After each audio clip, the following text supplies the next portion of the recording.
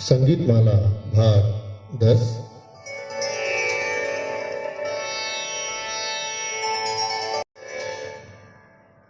संगीत माला के इस क्रम में आज शास्त्रीय विधा के कुछ शब्दों पर चर्चा करेंगे। संगीत संबंधी परिभाषाएं। किसी विषय के कुछ शब्द जानकारी न होने तक सवाल बने रहते हैं। इन्हें समझने के बाद उसके बारे में जानना आसान हो जाता है। इनके व्यापक अध्ययन के पश्चात परिभाषाएं तय हो जाती हैं। यहाँ पर हम ऐसे ही कुछ शब्दों का परिचय दे रहे हैं ताकि संगीत के प्रारंभिक विद्यार्थियों को, इनके जिज्ञासुओं को, संगीत प्रेमियों को जब ऐसे शब्द सुनने को मिले तो वह इनको आसानी से समझ पाए। और जो लोग नियमित रूप से महफिलों में जमते हैं वह तो इनको जानते ही हैं। आरोह साधारणतया स्वरों के चढ़ते क्रम को आरोह समझना चाहिए। सड़ज से ऊपर निषाद या तार सड़ज की ओर चढ़ते क्रम के स्वरों के गाने या बजाने को आरोह कहते हैं। जैसे सारे गामा पधा नी सा, ऊपर सारे गामा पधा नी सा, जो हम ऊपर को चढ़त कर रहे हैं ये हमारी आरोह होगी। अवरोह बहुत स्पष्ट सी बात है। स्वरों के उतरते क्रम को अवरोह समझना चाहिए। तार सड़ज या निषाद से नीचे मध्य सप्तक के सड़ज की ओर स्वरों को उतरते क्रम से गाने या बजाने को अवरोह कहते हैं। मध्य ही नहीं, हम अगर मंद्र भी यानी कि उतरते हुए क्रम में जब हम गाते हैं तो वह अवरोह हो जाता है। जैसे सा नी ध प म ग रे सा या प म ग रे सा प म ग रे ग म, ये गए ग म प आरोह है, म ग रे जो नीचे को हम उतर रहे हैं बहुत सीधी सी इसमें हमको दिखाई देता है।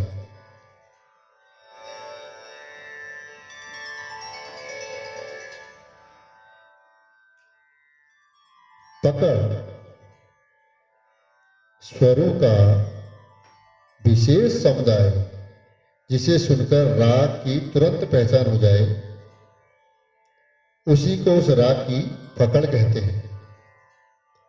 पकड़ को राग दर्शक, रागवाचक, मुख्य स्वर समुदाय अथवा राग का मुख्य अंग भी कहते हैं। किसी भी राग को सीखते समय उस राग के आरोह अवरोह तथा पकड़ को भली बात करना होता है। इनकी तैयारी से आसान हो जाता है किसी राग का आरंभ में ही पहचान हो जाना। अलंकार नियमित वर्ण समुदाय को अलंकार कहते हैं। अलंकार में विभिन्न स्वरों के सगुंफन से राग की शोभा बढ़ती है। कुछ नियमित वर्णों के समुदाय को अलंकार कहा गया है। भातखंडे जी ने भी अपने क्रमिक पुस्तकमालिका में लिखा है, विशिष्ट स्वर समूह ही अलंकार बन जाते हैं। उनको आरोह अवरोह आदि वर्णों की आवश्यकता होती है। विचार में गुणीजन अलंकारों को पलटे भी कहते हैं।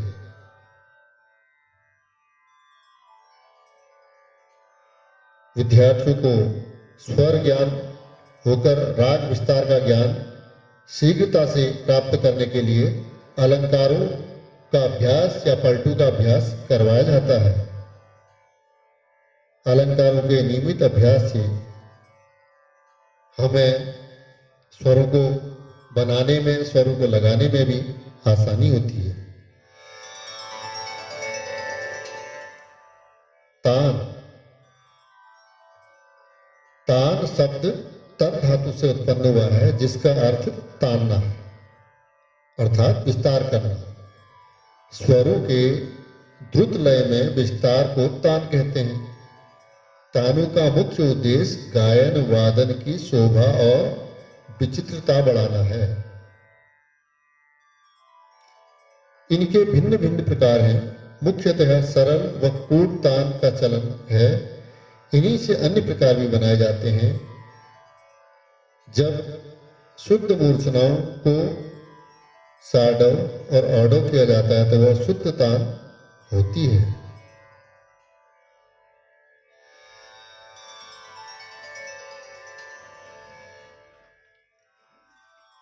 तानों का क्रम, चूंकि अलंकार के बाद हम तानों को करना आसान हो जाता है। तानों के जो हमारे प्रकार है, इसमें सरल तान, सपाट तान जिनको हम कहते हैं, सरगम पधनिसा जो हम लोग गाएंगे, मिश्र तान है, आलंकारिक तान है, कूट तान है। ये हमारी तानों के एक संक्षेप से परिचय में यहाँ पर बता रहे हैं। और हम फिर वही बात, हम अलंकार जितने ज़्यादा हम करेंगे उससे इनका निकलना, इनका बनना आसान हो जाता है। मूर्छना, 7 स्वरों के क्रमान्वित आरोहण अवरोहण को मूर्छना कहते हैं। मूर्छना ग्राम के आश्रित होती है। संगीत दर्पणकार का कथन है कि 7 स्वरों का क्रम से आरोह अवरोह करना मूर्छना कहलाता है। 3 ग्रामों की 7-7 मूर्छनाएं हैं।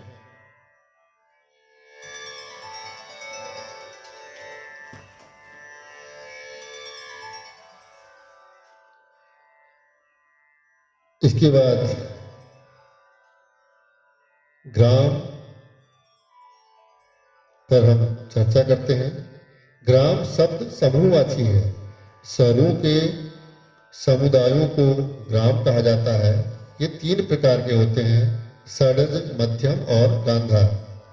ग्राम के स्वर निश्चित श्रुतियांतरों पर स्थापित रहते हैं। किसी एक स्वर को अपने स्थान से हटा देने से ग्राम का स्वरूप बिगड़ जाता है। इस प्रकार हम कह सकते हैं कि निश्चित श्रुतियांतरों पर स्थापित 7 स्वरों का समूह ग्राम है। षड्ज ग्राम सर्वविदित है कि सा म प की 4-4, रे ध की 3-3 और ग नि की 2-2 श्रुतियां मानी गई हैं। प्राचीन काल में प्रत्येक स्वर अपने अंतिम श्रुति पर स्थापित किया गया था। अतः 7 स्वरों को जो हम देखते हैं, यही हमारा षड्ज ग्राम रहा। मध्यम ग्राम, इसके 7 स्वर क्रमशः 4-3-2-4-3-4-2 श्रुतियांतरों पर स्थित हैं। फिर से समझें, चौथी के बाद तीसरी, फिर दूसरी, फिर चौथी, फिर तीसरी, फिर चौथी, फिर दूसरी। षड्ज ग्रामों के 5वें और 6ठे स्वर से मध्यम ग्राम के स्वर भिन्न हैं। इसमें 5वें स्वर अर्थात पंचम की एक श्रुति कम कर दी गई है। 6ठा स्वर धैवत अपने पिछले स्वर पंचम से 3 के स्थान पर 4 श्रुति ऊंचा हो गया है। अब गांधार ग्राम, इसके बारे में भरत मुनि ने कहा कि गांधार ग्राम गांधर्व लोगों के साथ स्वर्ग लोक चला गया। संगीत रत्नाकर के अनुसार रे ग की एक श्रुति गांधार को, पौ की एक श्रुति ध को और ध तार सा की एक श्रुति निषाद को मिल जाए तो गांधार ग्राम की रचना होती है।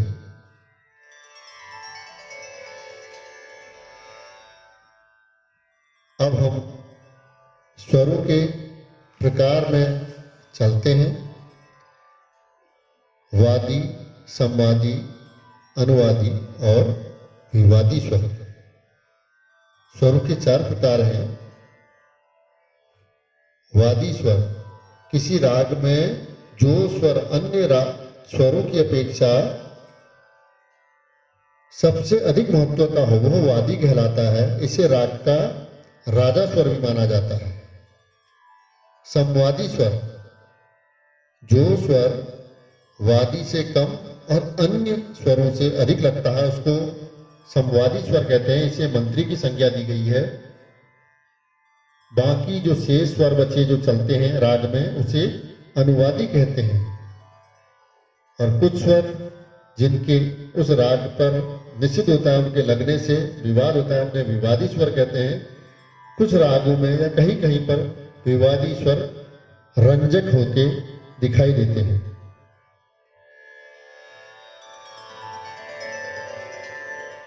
ग्रह, अंश और न्यास। प्राचीन संगीत ग्रंथों में प्रत्येक राग के वर्णन में ग्रह, अंश और न्यास इन तीनों स्वरों का उल्लेख मिलता है। आधुनिक काल की भांति प्राचीन समय में राग गायन का स्वतंत्रता उसमें नहीं थी। प्रत्येक राग के कड़े नियम थे। तो आज इनमें काफी गुंजाइश है, लेकिन हमारे जो आधार तो वही है। ग्रह स्वर, वह स्वर जिससे राग आरंभ किया जाता था, ग्रह स्वर कहलाता था। राग को इसी स्वर से आरंभ किया जाता था। आधुनिक राग गायन से यह बंधन मुक्त हो गया है कि किसी राग के गीत को उसके निर्धारित स्वर से आरंभ कर निर्धारित स्वर पर समाप्त किया जाए। अंश स्वर, राग में सर्वाधिक प्रयुक्त होने वाले स्वर को अंश स्वर कहते हैं। न्यास स्वर, प्राचीन काल में राग समाप्ति के स्वर को न्यास स्वर कहते थे। ग्रह और अंश की भांति यह स्वर भी नियमबद्ध होता था। आज इतना ही, इस क्रम को फिर आगे बढ़ाया जाएगा।